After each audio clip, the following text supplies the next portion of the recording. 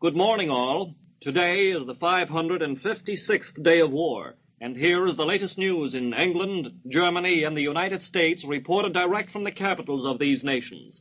Go ahead, London. This is London. Ed Doyce speaking. There were no air raids on any part of the British Isles last night, presumably due to the weather. Several German aircraft attempted to approach the coast, where, says the Air Ministry, there was very slight activity.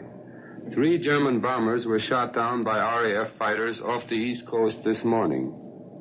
The monthly air raid casualty list was issued today.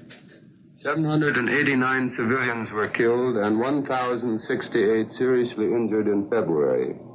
The total, though far lower than the monthly average since September, is high in proportion to the number of heavy raids during the month. Colonel Donovan paid his long-expected visit to Southern Ireland today. He flew from London to Dublin and is lunching with Mr. De Valera. He was met at the airport by ERA government officials and is expected to return to London tonight.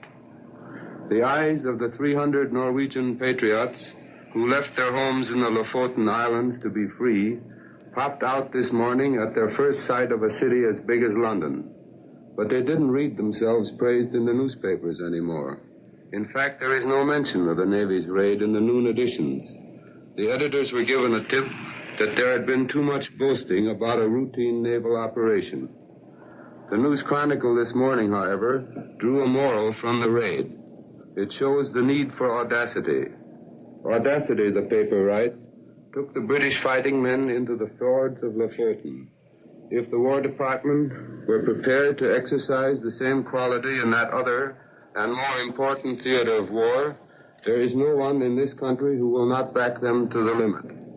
The lack of audacity, the paper continues, lost us Norway early in the war.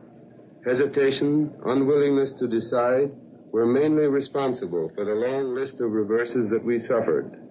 In Greece, we have our last bridgehead on the European continent.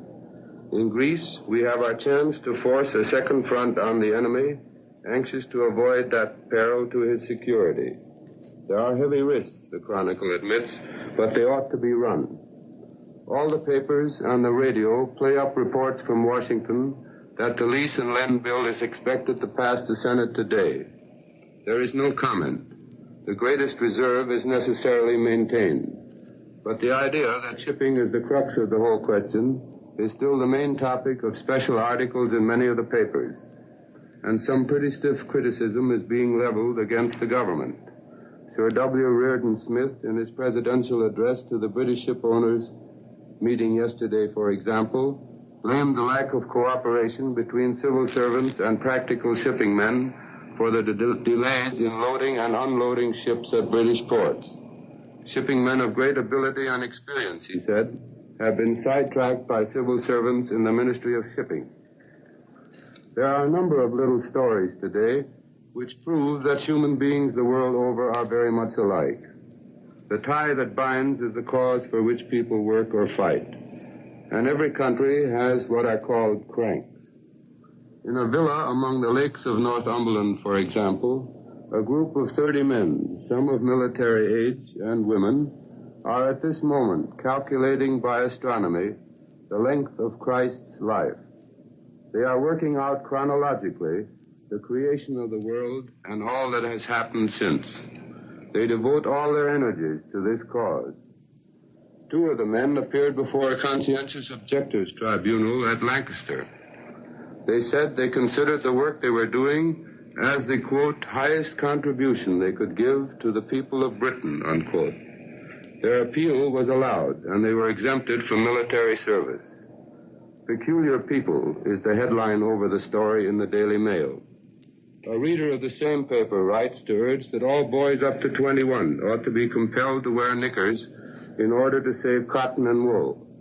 Those unable to afford new outfits could cut off their long trousers. The editor asks, why confine the rule to boys under 21? Opponents and proponents of the Oxford group movement in the House of Commons have drawn about level on the eve of a vote. 48 members have now appended their names to Mr. A.P. Herbert's motion to revoke the charter of Mr. Buckman's movement because it is harmful to the British cause in many countries. 6 of Mr. Herbert's original supporters, including several Catholic MPs, have deserted to the opposition's counter-motion drafted by Sir Robert Gower. Sir Robert has mustered 49 supporters for his contention that the Oxford Group campaign strengthens the bonds of friendship between the Empire and the United States. I return you now to the National Broadcasting Company in New York. That was our staff reporter in London, giving you the news John Bull will find in his afternoon newspaper. And next we take you over the Atlantic Ocean beyond the British Isles, the English Channel, and the occupied lowlands to bring you the news in Germany. Go ahead, Berlin. Hello, NBC. This is Theodore Knaut speaking from Berlin. Sensational news coming from Washington is spread all over the front pages of German newspapers this morning.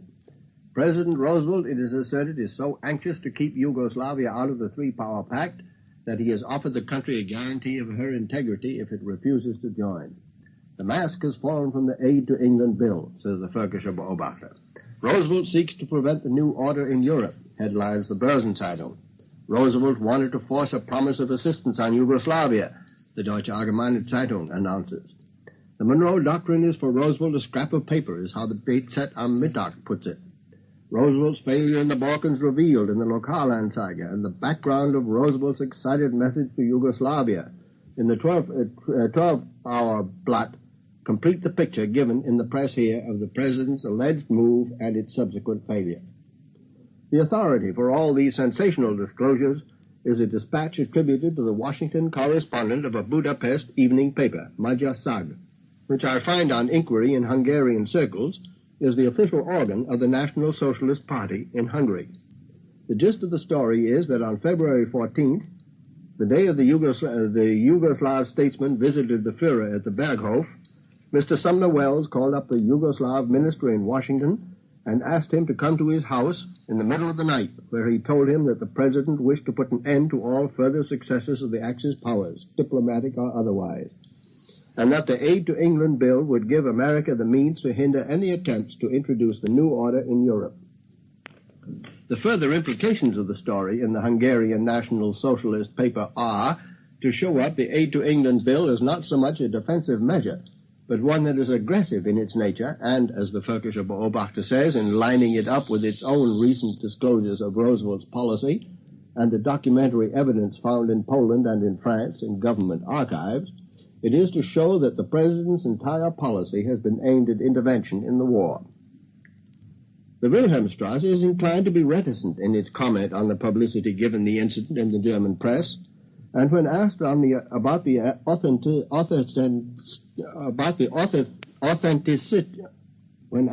authenticity of the report, reference was made to the dispatch in the Hungarian National Socialist paper. It seems that this Saturday is going to pass by after all without seeing a further signature affixed to the three-power pact, although at the beginning of the week this seemed entirely possible.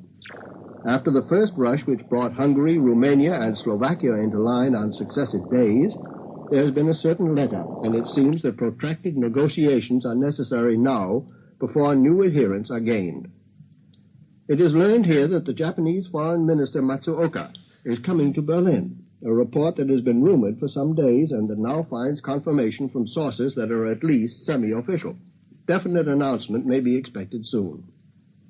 The Russian agency TASS has again come out with a denial, this time of the rumor that Russia had asked Romania to cede her naval bases on the Black Sea.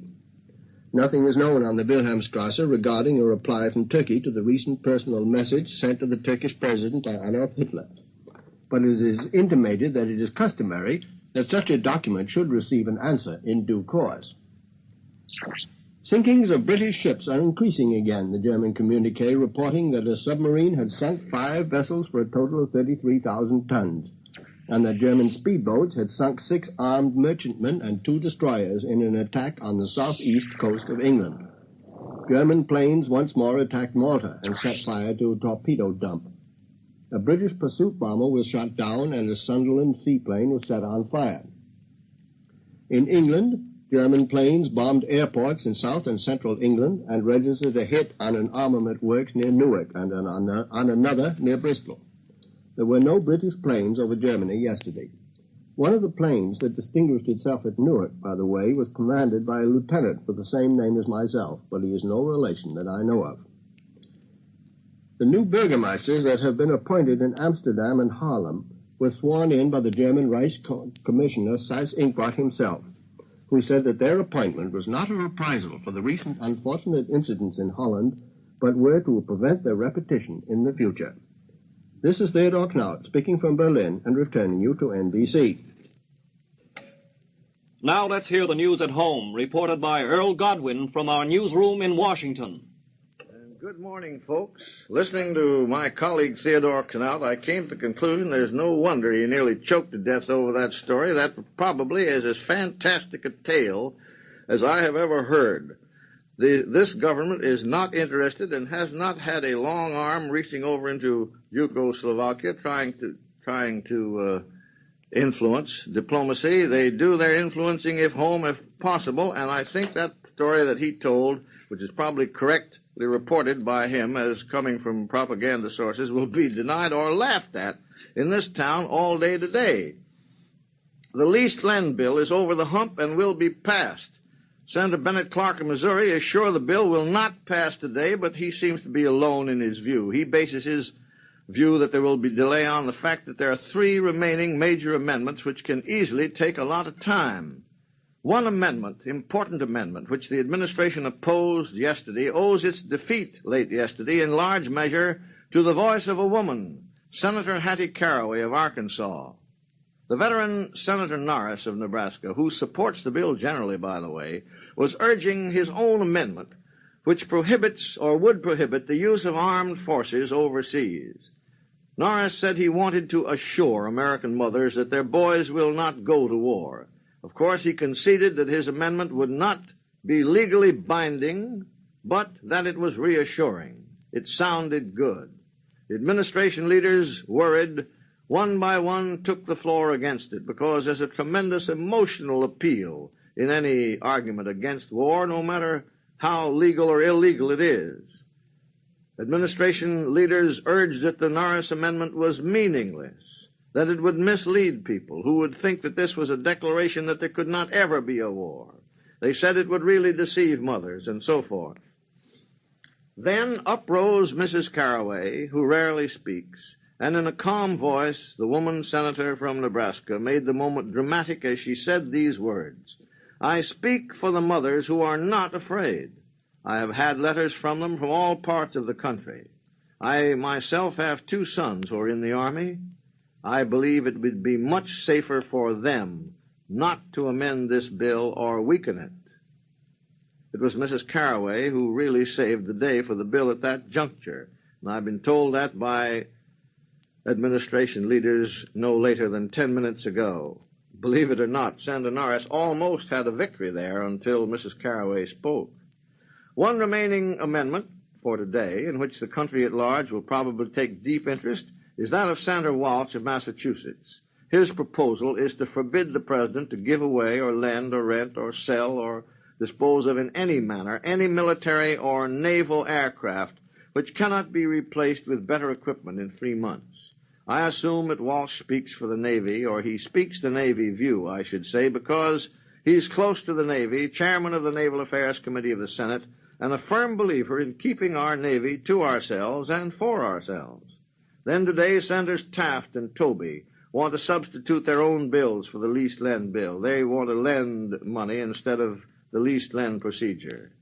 And the third hurdle is the opposition motion, which would shelve the whole program. The Walsh Amendment relating to aircraft, I think, has the best chance, but probably will not be adopted. And Earl Godwin says goodbye. That's the news from Washington at this time. Tomorrow, Sunday, this regular morning report is heard over most of these stations at 9 o'clock Eastern Standard Time. This is the National Broadcasting Company.